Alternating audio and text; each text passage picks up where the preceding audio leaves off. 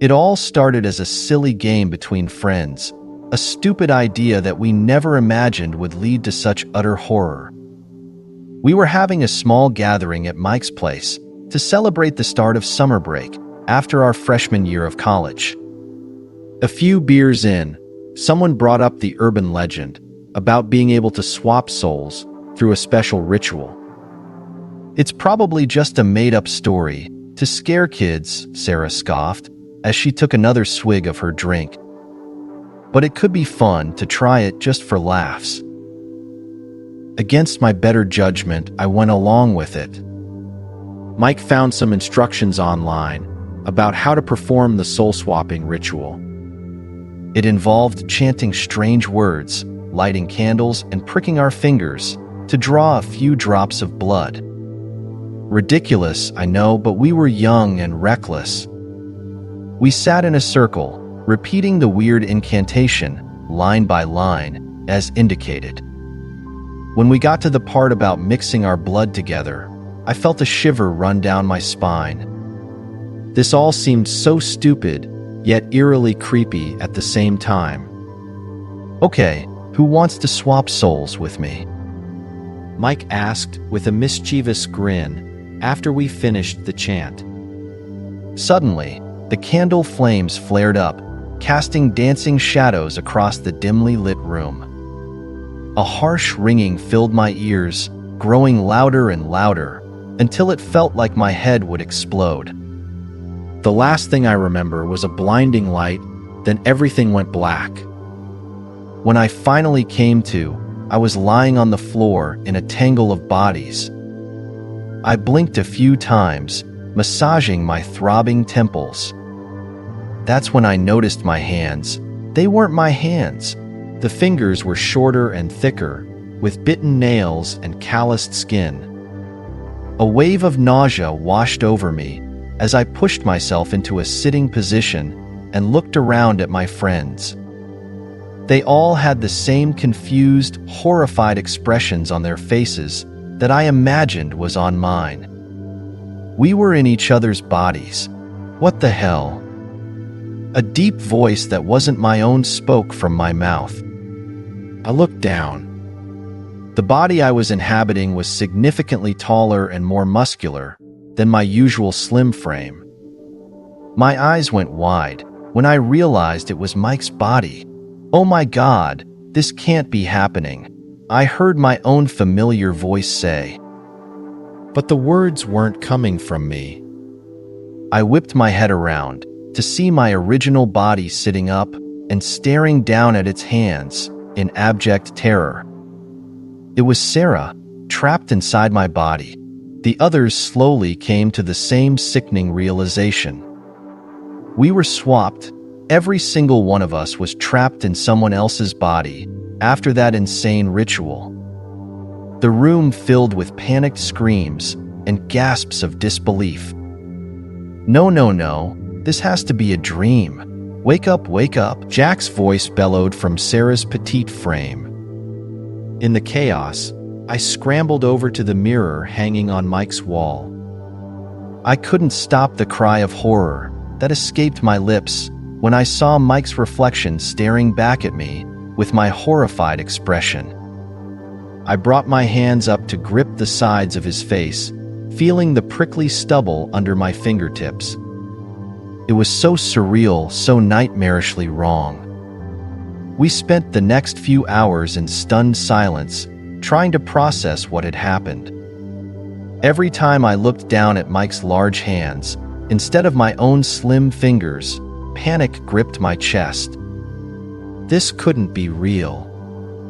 It had to be some insanely vivid nightmare. But the terror was inescapable. No matter how hard I squeezed my eyes shut and willed myself to wake up, the harsh reality remained. I was trapped in my best friend's body. We all were, victims of some twisted supernatural force we had foolishly unleashed. Sarah was the first to break the heavy silence, her sobs racking my former body. How could we have been so stupid? What are we going to do?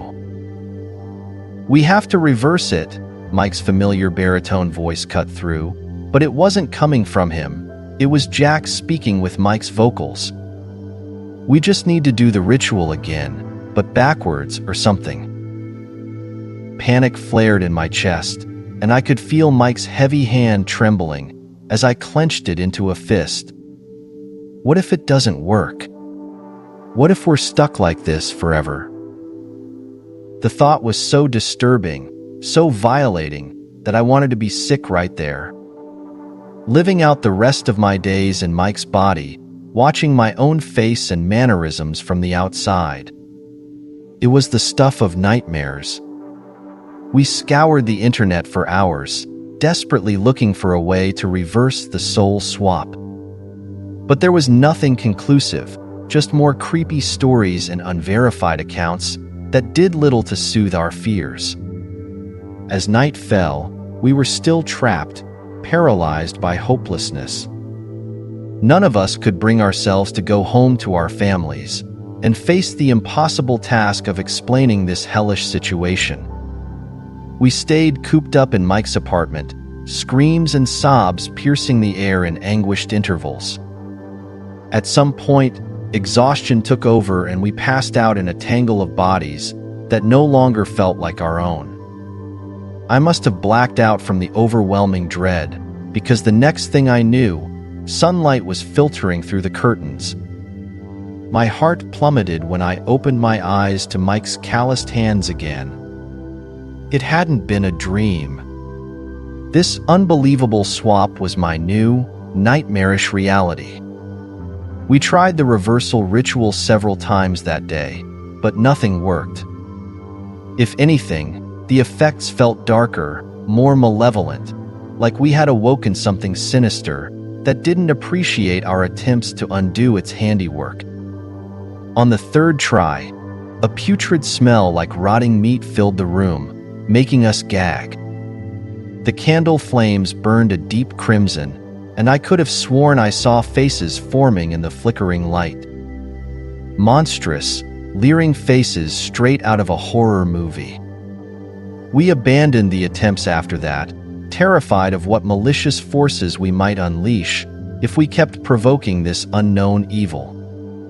Over the next few days, we became intimately acquainted with our new bodies and all their idiosyncrasies.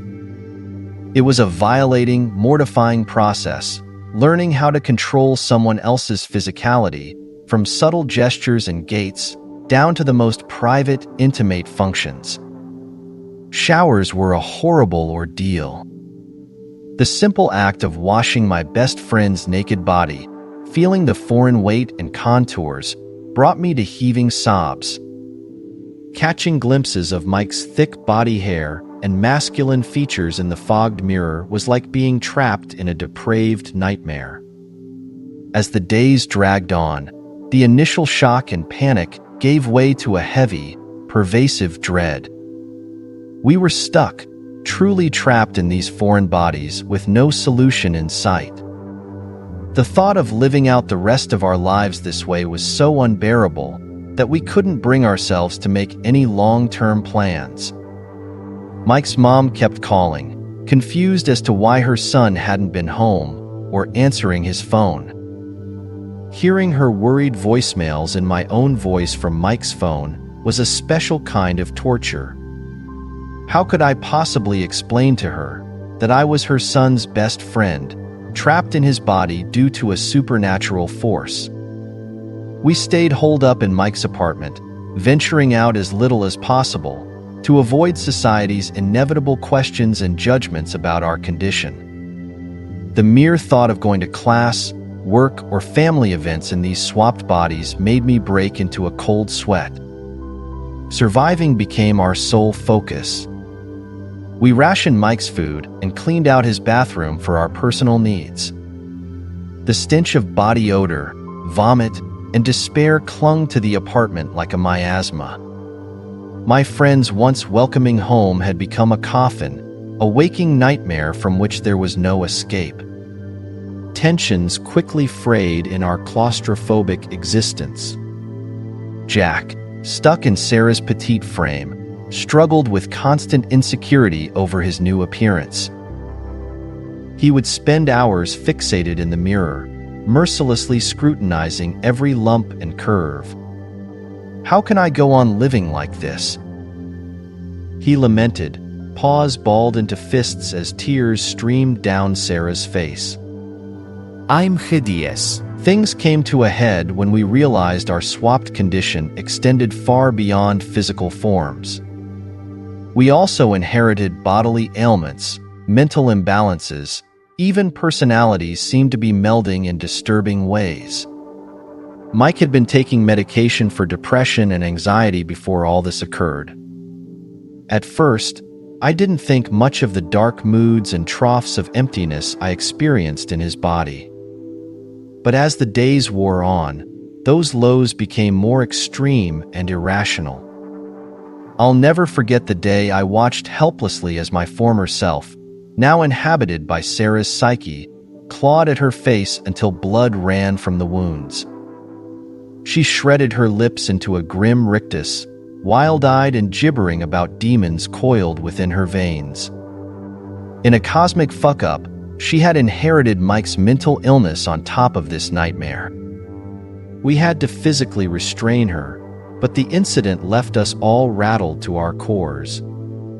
If the swap also transferred brain chemistry and psychology, what other horrors might we be in for? What pieces of our former selves might we lose to compromise? Shortly after, we noticed Jack had stopped speaking altogether. He withdrew into a catatonic state, lying unmoving in Mike's rugged form, for days at a stretch. We tried coaxing him to eat, to shower, but he remained a hollow-eyed husk, vacant and unresponsive. It seemed Sarah's depression had taken root within my friend, exacerbated by the trauma of our situation. With each passing day, we slipped further into madness and despair. The lines between our former selves and these usurped bodies blurred in unspeakable ways. My own mentality became increasingly fractured as Mike's depression and mental turmoil seeped into my psyche like an invasive mold. On my worst days, I would find myself screaming Mike's name into the mirror, begging for my friend to give me back control of his body. The sight of his rugged features contorted in anguish, livid eyes bulging as spittle flew from his lips, it's an image seared into my mind's eye, haunting me even now. I don't know whose agonized howls woke me from the blackest depths. Perhaps it was my own cries, reverberating through Mike's vocal cords and rattling his bones. All I knew was that I surfaced from that abyss, utterly shattered, laying in a pool of my own vomit and failing utterly to remember the last shreds of who I had been before this nightmare. My friends, if I could still call the broken shells around me that fared no better.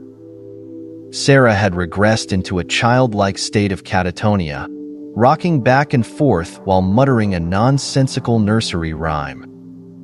Jack's towering form grew increasingly gaunt, his eyes hollow pits as he stopped eating altogether. It was a waking death, our grips on reality and core identities slipping away into the abyss.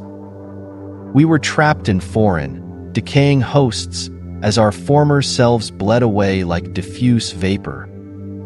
The light of hope and perseverance winked out, leaving us suspended in a nihilistic purgatory. In my darkest moments, part of me didn't want to find a way out anymore. Perhaps this was our deserved punishment, a personal hell crafted from our own hubris.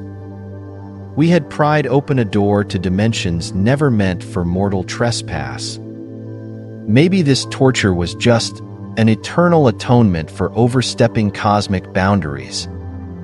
On the 21st day of our damnation, I awoke to a foul stench and buzzing flies. Something had finally died in the squalor of Mike's apartment.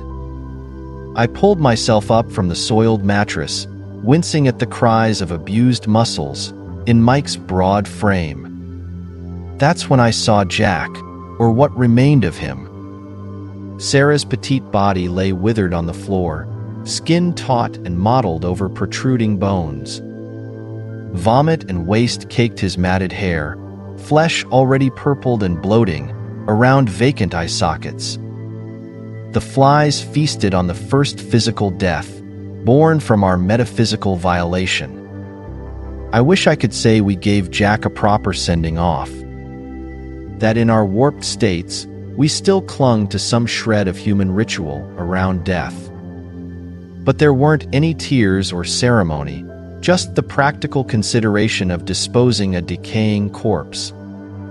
We burned what was left of him in a bonfire of particle board furniture and VS tapes, dousing the smoldering pile with beer and migraine medication until the charnel stink overtook even the reek of our filthy lives. As those last embers flickered out, something in me seemed to extinguish as well, the final fading ember of hope that we might find our way back from this atrocity. I couldn't even bring myself to feel saddened at the sight of Jack's remains being rendered to ash and bone shards. We were the twisted bowels of something unholy, sacrifices to an eldritch abomination beyond human reckoning.